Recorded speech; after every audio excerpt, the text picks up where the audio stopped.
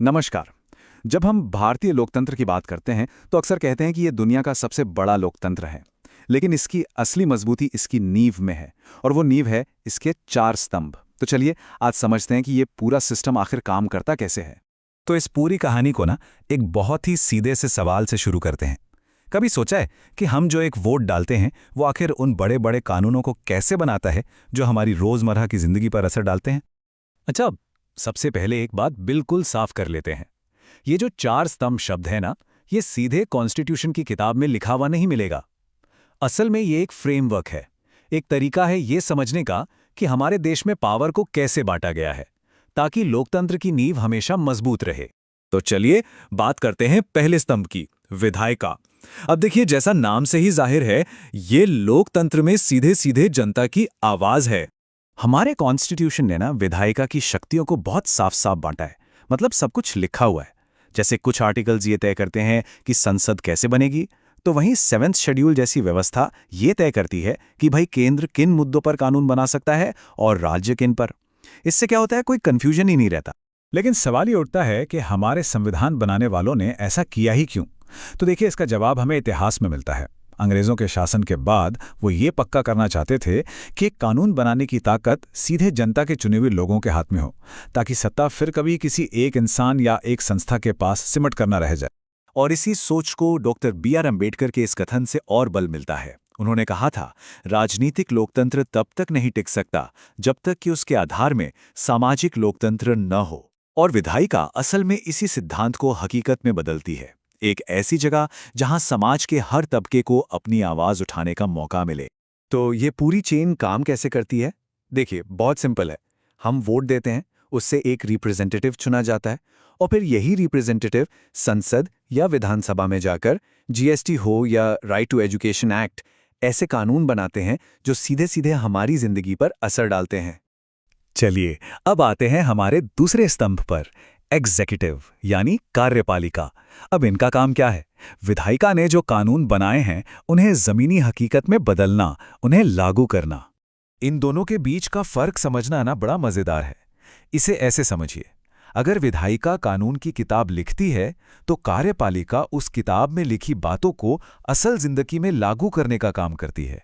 मतलब एक तय करता है कि क्या करना है, तो दूसरा ये देखता है कि उसे कैसे किया जाए। और देखिए, रोजमर्रा की जिंदगी में कार्यपालिका हमें हर जगह दिखती है। सोचिए जरा, जो आईएएस और आईपीएस अधिकारी सरकारी योजनाओं को हम तक पहुंचाते हैं, जो पुलिस लॉ एंड ऑर्डर बनाए रखती है, या फिर जो बड़े बड़े वैक्सीनेशन ड्राइव्स चलते हैं, ये सब कार्यपालिका का ही काम है। अब आते हैं तीसरे और बेहद जरूरी स्तंभ पर, जुडिशरी यानी न्यायपालिका। इन्हें हमारे संविधान और हमारे फंडामेंटल राइट्स का गार्डियन यानी संरक्षक कहा जाता है। और हमारे संविधान ने न्यायपालिका को बहुत जबरदस्त शक्तियां दी हैं, जैसे जुडिशियल रिव्यू की शक्ति। इसका मतलब है कि न्यायपालिका किसी भी ऐसे कानून को रद्द कर सकती है जो उसे लगे कि संविधान के दायरे से बाहर है। और सबसे बड़ी बात, संविधान हर नागरिक को यह हक देता है कि अगर उसके अधिकारों का हनन हो तो वो सीधे सुप्रीम कोर्ट का दरवाजा खटखटा सकता है।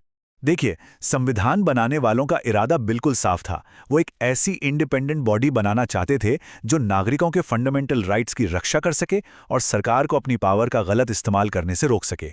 एक तरह से न्यायपालिका एक निष्पक्ष अंपायर की तरह काम करती है।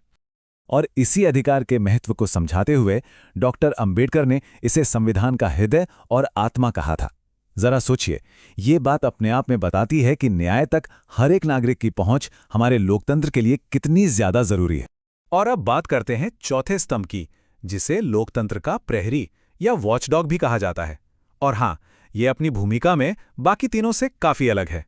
यहां एक बहुत जरूरी बात समझनी होगी, मीडिया कोई फॉर्मल कॉन्स्टिट्यूशनल बॉडी नहीं है। मतलब ये विधायिका या न्यायपालिका की तरह संविधान द्वारा बनाई गई संस्था नहीं है, लेकिन लोकतंत्र में इसका रोल इतना ज्यादा जरूरी है कि इसे चौथा स्तंभ माना जाता है।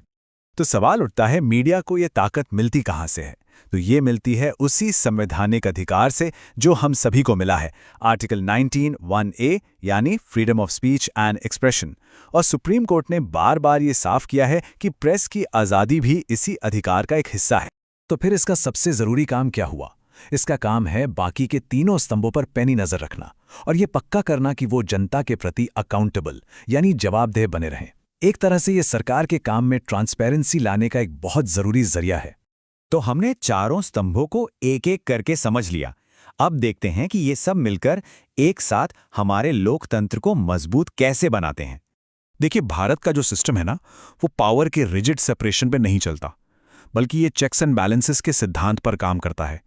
इसका मतलब क्या हुआ? इसका मतलब ये है कि हर पिलर दूसरे पिलर की शक्तियों पर एक तरह का कंट्रोल रखता है, ताकि कोई भी अपनी हद से बाहर ना जाए। इस पूरे सिस्टम को एक नज़र में देखें तो विधायिका कानून बनाती है, कार्यपालिका उसे लागू करती है, न्यायपालिका उसकी सही व्याख्या करती है और मीडिया इन सब पर निगरानी रखकर उनकी जवाबदेही तय करती है। एकदम सिंपल। तो कुल मिलाकर इस पूरी व्यवस्था का मकसद क्या है? बस यही कि ये चारों स्तंभ मिलकर हमारे लोकतंत्र को मजबूत बनाए रखें, हमारे फंडामेंटल राइट्स की हिफाजत करें और ये पक्का करें कि सत्ता कभी भी किसी एक के हाथ में ना चली जाए। और आखिर में ये पूरे बातचीत हमें एक बहुत ज़रूरी सवाल पर लाकर छोड़ देती है। आज के दौर में हमारे लोकतंत्र के ये चारों स्तंभ असल में कितने मजबूत हैं?